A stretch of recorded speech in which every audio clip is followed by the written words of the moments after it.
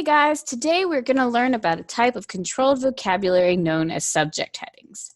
Let's start by talking about what is controlled vocabulary. Controlled vocabulary is any organized arrangements of words and phrases used to index content. Because we have many different ways of describing concepts, drawing all of these terms together under an umbrella term or phrase makes searching for information more efficient, as it eliminates the guesswork. Let's say you're searching for information about Mercury.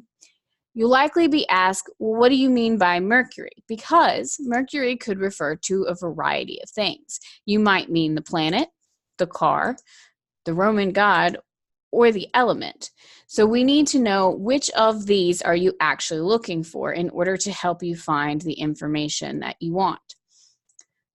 Let's look at an example where you go into the library and you're looking for a book on weather and climate. Now, the first thing that you would do is go into the local library catalog and do a search. Now, we'll start with a broad search. So in this case, we're going to search for climate. Now, when we do this search, we're going to get a variety of results, all of which have to do with climate, but they may have different things to do with climate. So in this case, we might have a book about climate change. We might have one about climate control, such as HVAC systems, and something about climate resilience in agriculture. This might be covering crops or genetic changes to crops in order to make them more resilient to climate change.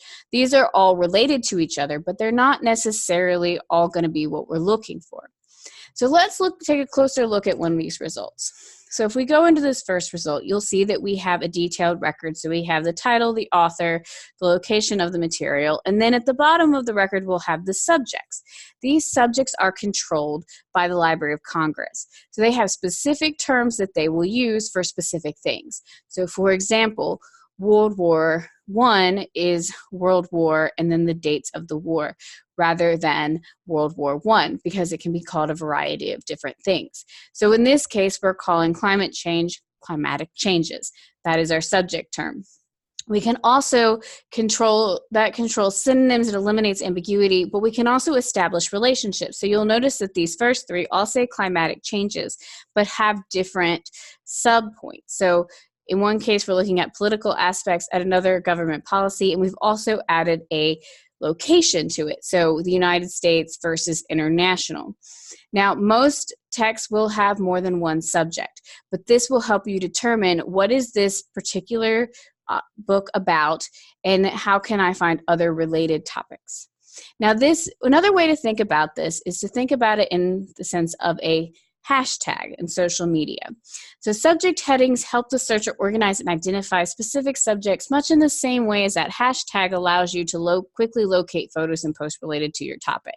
So in this example, the shelfie was a take off of the selfie where people would take pictures of themselves in front of bookcases. So they may take a picture and tag it with the hashtag shelfie. So if I want to find all the pictures that people have taken of themselves in front of bookshelves, I can use that tag to search for everything in the system that has that tag.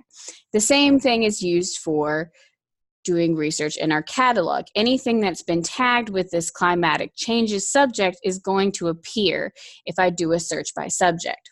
So if I click on one of these subjects, or if I do a search by subject, I'm going to get results that are related to my topic. So if I want to do a search on other books that are written about climatic changes, political aspects of the United States, I can do a subject search, and I will only get results that are tagged by that subject. This can help us find the book that we're looking for in the library.